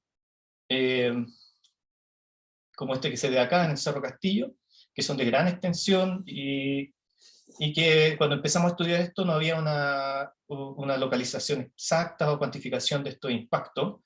Entiendo que uno de los compañeros de ustedes va a hacer una presentación sobre esto, así que me lo voy a pasar rápido, pero básicamente lo que hacemos es una delimitación de las anomalías EBI. Esto es un sensor remoto, un índice que se puede obtener a través de un sensor remoto. Entonces, cuando vemos una fuerte anomalía, lo que podemos asignar es un cierto grado de probabilidad de que ese bosque se defolió. Entonces, con esto lo que pudimos hacer fue una reconstrucción de los últimos 15 años de defoliaciones en toda la región de Aysén. Esta es la región de Aysén, en Chile, más o menos por allí, al sur. Y lo que pudimos detectar fue uno de los mayores eventos de defoliación masiva que ocurrió por un insecto que en este caso es nativo, en un bosque nativo del hemisferio sur, de hecho, uno de los más grandes que se ha detectado en el hemisferio sur. Tratando de entender un poco lo que ha sucedido con estas defoliaciones, nuevamente hacemos uso de la dendrocronología, y como les mostraba anteriormente, aquí tenemos el corte anatómico, bueno, no anatómico, el corte de madera, en realidad de la lenga, y pueden fijarse de que se producen microanillos, se producen anillos también más blanquecinos, o incluso anillos que son ausentes cuando ocurren estas defoliaciones. Usando algunos análisis estadísticos, lo que podemos detectar es que los eventos de defoliación masiva que estamos viendo recientemente en este sector son eventos que, en términos de su frecuencia, que están marcados acá con triangulitos verdes, en términos de su frecuencia, son mucho más frecuentes de los que han ocurrido en el pasado, ¿ya? Con eventos, digamos, a partir del año 1949, en un valle en particular, que es el valle de Mallín Grande, que está ahí, que es donde se detectó el evento más masivo en extensión. Aquí está más en detalle el mapita. Entonces en ese valle, previo a 1950, no detectamos ningún evento de defoliación que pudiéramos considerar muy masivo. En cambio, desde el año 50 en adelante han aparecido algunos, pero desde el año 2010 en adelante han aparecido varios eventos, en particular el evento del año 2011-12, la temporada de crecimiento 2011-12, que afectó alrededor del 70% de los individuos. ¿Cómo podemos investigar esto? Bueno, por un lado es ver el patrón de crecimiento, ¿no? Aquí de nuevo están las defoliaciones, las fechas de la defoliación. Lo que ustedes pueden ver es esta caída de crecimiento masiva en el crecimiento. Y lo que pueden ver también es que esto ha generado en los últimos 10 años, o sea, a partir del año 2010, una caída bastante dramática en el crecimiento del árbol. Entonces lo que uno puede hacer es comparar el crecimiento de estos árboles de los árboles que han sido afectados por la defoliación con aquellos árboles que no han sido afectados. Generalmente cuando uno hace esto en este tipo de investigación con el impacto de algún insecto, lo que se hace es tratar de usar una especie que no es hospedera de ese insecto, ¿ya? Pero en este caso para nosotros no es posible hacerlo porque en este sector tenemos principalmente bosques puros de lenga y no tenemos otras especies que nos esté afectando. Incluso está en una polilla, ¿ya? Una cuncuna de una polilla. En esta polilla incluso también cuando ocurren estos eventos de defoliación se come hasta los pinos que crecen ahí. Entonces lo que hacemos nosotros, lo que hicimos fue, usando estos mapas de teledetección, fue detectar lugares donde no ha ocurrido la defoliación. En este mapa aquí lo que está achurado son lugares que han sido afectados y este es un punto donde nunca fue afectado, entonces ahí nosotros vamos y tomamos información también dendrocronológica para construir la serie de crecimiento de los árboles que no han sido afectados por la defoliación, que es esta que se ve acá en azul. Entonces ustedes pueden ver que sigue más o menos el patrón que les estaba mostrando anteriormente, con una caída de los años 80, después un incremento en el crecimiento. Fíjense lo que pasa con los árboles que han sido afectados, que son estos rojos. Desde el año 2000 en adelante han tenido un dramático descenso en el crecimiento. Ya me queda poco, voy terminando, para que no se aburran. Leticia, buena, una pregunta. Hola Álvaro, ¿cómo estás? Ahí en la diapo anterior, viste que venís comparando el crecimiento de los dos, de los que fueron atacados y los que no, a partir de 1975, las crono también son un poco diferentes. ¿Se sabe más o menos qué pasó ahí también? A ver, Leticia, ¿me puedes repetir? Porque como que se cortó justo la comunicación. Sí, perdón, hoy mi internet no está muy buena. No, la mía tampoco, no te por preocupes. ejemplo, hasta 1960 las crono vienen muy parecidas. Sí. Y después como que hay una diferencia en 1960 entre la roja y la azul. Y después, bueno, obvio, el ataque se ve mucho más marcado. ¿Se sabe qué pasó ahí en esa parte a partir de 1960? ¿Si hay alguna diferencia o...? Bueno, lo que sabemos es más o menos lo que les había contado anteriormente. A ver, voy a volver para explicarlo más en conjunto en este caso, porque es parte de la misma investigación. Esto que estaba hablando aquí anteriormente, esta crono que mostramos acá de índice de área basal es principalmente de árboles que no han sido afectados por la defoliación. Entonces sabemos que está este efecto de calentamiento, de aumento en el crecimiento y después este quiebre en la cronología de mayor estabilización en el crecimiento, que presumiblemente es principalmente sequía. ¿Ya? Esto está muy correlacionado con el PDCI, que es un índice de sequía. Entonces sabemos que está ese efecto climático, ¿cierto? Pero también sabemos que alrededor del 49, 59, 83, si no me equivoco, han habido eventos de defoliación también. Entonces, yo creo que aquí hay un efecto conjunto de esa estabilización entre el clima, ¿no? Que es el que está generando este desacople, por decirlo así, alrededor de los años 50 en las cronos, y también el insecto, ¿no? Que desde aquí empieza a atacar. Eso es lo que creemos. Estamos en tratar de demostrar un poco ese efecto. Perfecto, buenísimo, gracias. Claro, y para cerrar esa historia, lo que hemos estado haciendo es investigar los árboles muertos que encontramos de Nothofagus pumila en el mismo valle, y esta es la cronología de árboles, de las fechas de muerte de estos árboles, y fíjense que, bueno, aunque hay oleadas de mortalidad, tenemos marcado acá los eventos importantes de defoliación, también en estos triangulitos. Fíjense lo que ha ocurrido principalmente desde el año 2000 en adelante, que es un incremento bastante dramático, o un exceso de mortalidad. Yo creo que ya todos sabemos lo que es un exceso de mortalidad ahora con el caso del COVID, que principalmente creemos que tiene relación con el efecto de la cuncuna.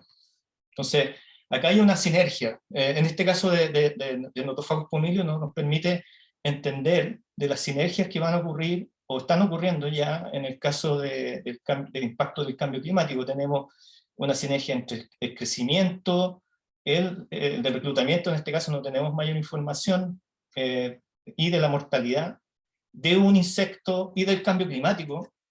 Acuérdense que los insectos son organismos que ven favorecido su ciclo de desarrollo producto de las condiciones de temperatura, ¿ya? Entonces, a medida que ha ido aumentando la temperatura en la Patagonia, el ciclo de vida de este árbol, de este insecto ha sido favorecido en el sentido que principalmente ponen más huevos y también se movilizan más, ¿ya?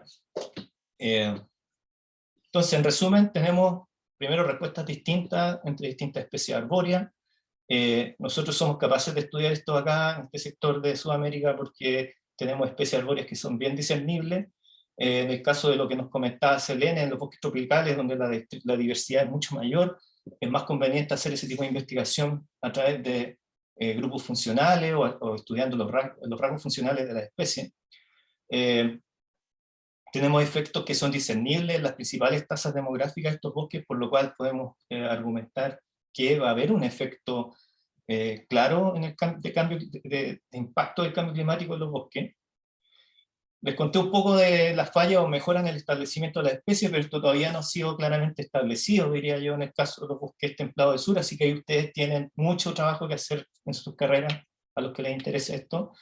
Y como les decía, la fenología, la interacción entre estos procesos y cómo esto se escala al ecosistema, a los paisajes, a los patrones regionales de distribución de especies, todavía es un desafío de entender en esta región. Que es un poco lo que estamos nosotros, esto me lo voy a saltar investigando. Ahí les dejo la información de mi laboratorio para los que les interese, y ojo que nosotros organizamos siempre un poco de propaganda, nunca está de mal. Organizamos antes de la pandemia estábamos organizando este curso en terreno de dinámica de la vegetación. Esperamos poder realizar una nueva versión el año 2022, si es que las condiciones pandémicas lo permiten, y así ustedes pueden postular también y nos podemos ir a visitar la linda ciudad de Frutillar en Chile. Esa fue mi presentación. No sé si quedan algunas preguntas pendientes. Yo tengo una duda. Sí. Gracias, Álvaro, está buena la presentación.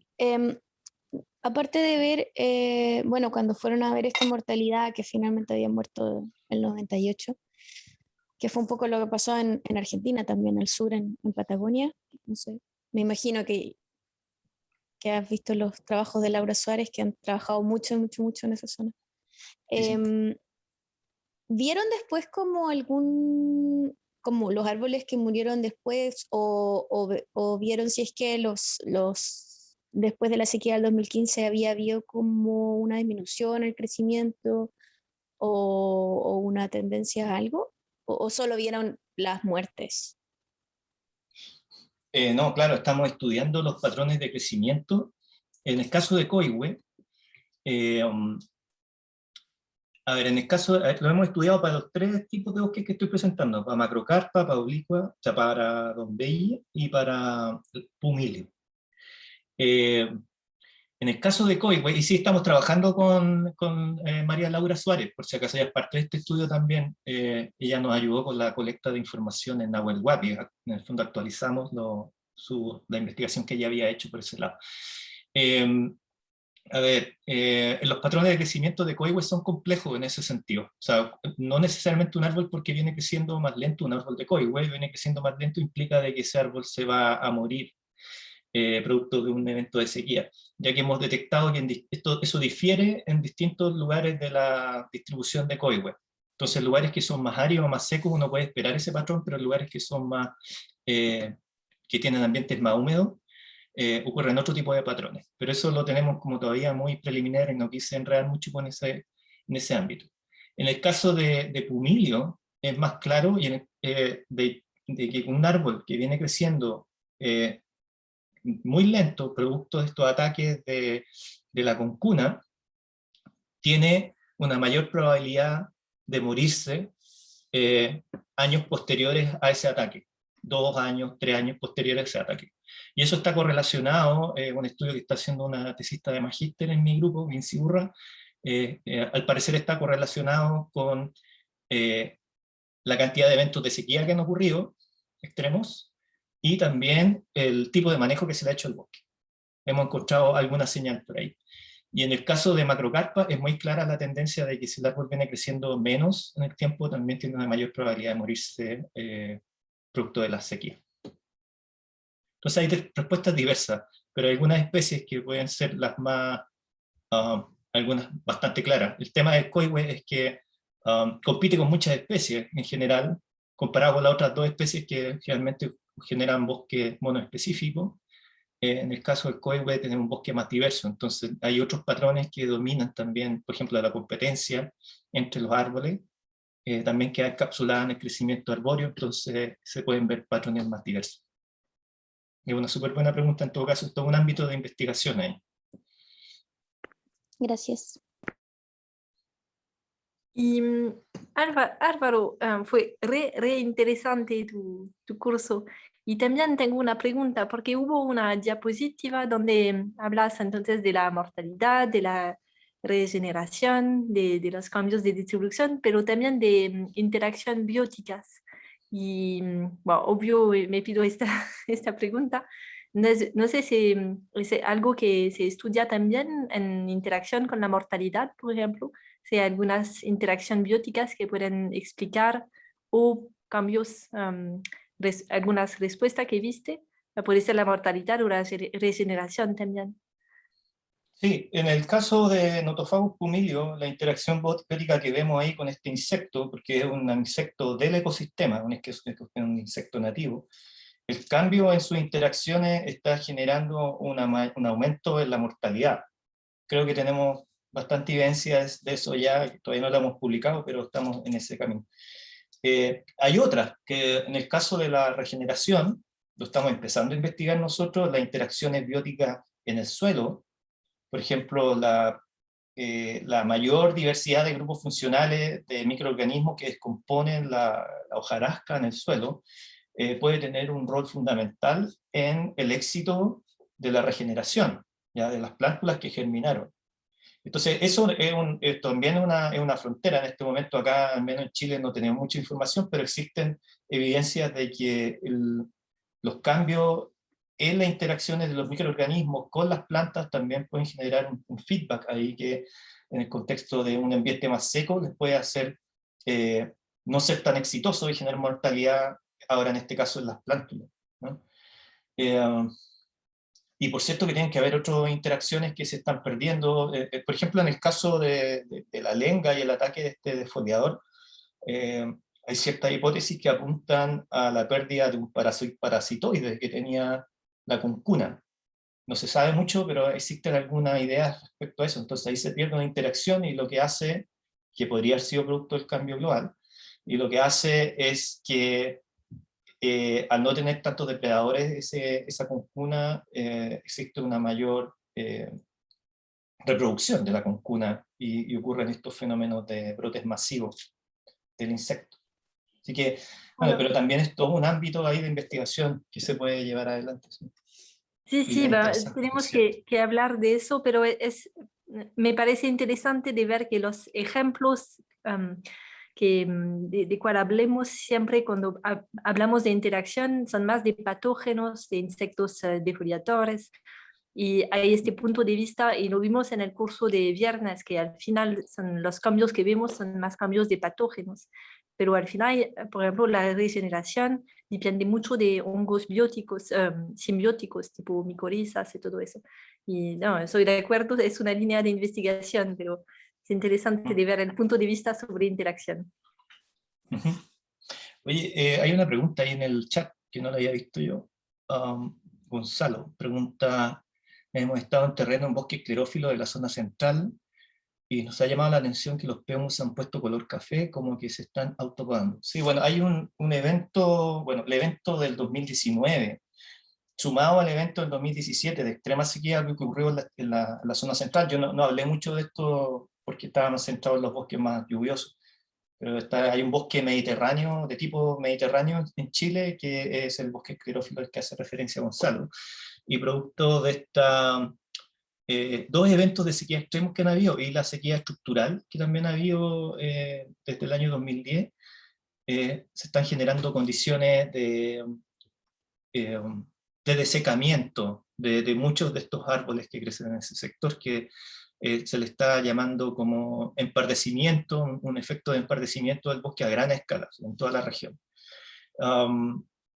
Y sí, lo más probable es que lo que estén haciendo es autopodarse, así más o menos eliminar mucho de los vástagos que tienen para disminuir la evapotranspiración. Y algunas especies parecen ser, creo yo, que pueden ser de que rebroten posteriormente, porque estas especies tienen mucha capacidad de rebrote.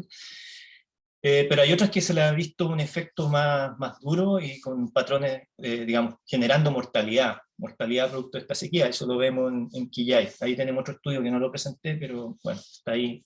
Sabemos que al menos en los sectores más secos de la distribución de Quillay, producto de estos dos eventos de sequía, ha aumentado la mortalidad de Quillay.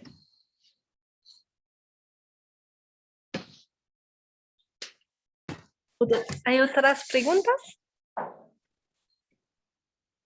Yo quería comentar, bueno, ahora que estaban hablando como de esos pardeamientos, que es solamente como una visión de terreno cuando fui hace como 2-3 años al Paine en enero, y estaban todos los árboles amarillos, eran nirres, lengas, notophagus pumilio y Antártica básicamente, y fue impresionante. Yo nunca había visto ese fenómeno y era como en la parte más seca del parque y en la entrada, sí, en verdad eran los que tenían como menos lluvia, pero no lo había visto en la región, por lo menos ese fenómeno.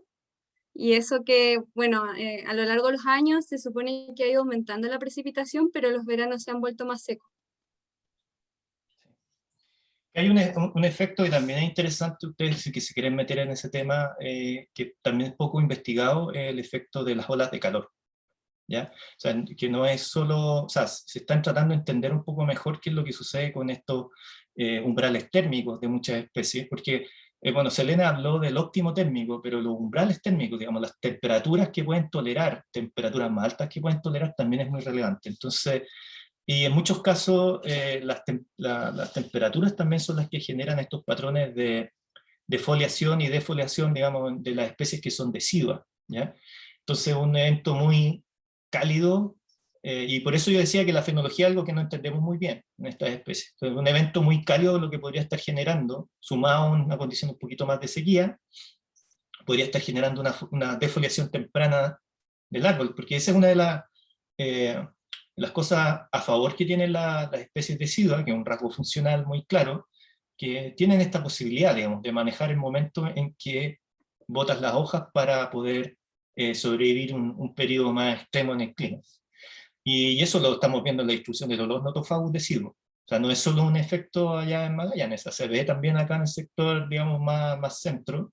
Por ejemplo, los robles de Santiago defoliando mucho más tempranamente que antes, digamos, defoliando también a principios del verano casi, ¿no? Porque han tenido una primavera muy seca. Pero sí, gracias, ha sido un buen punto. Yo creo que ahí nos falta bastante investigación también que hacer. Bueno, si no hay otras preguntas, ¿qué piensas, Álvaro? ¿Propones una pausita cortita o seguimos con los artículos? Yo voy a parar ya la grabación.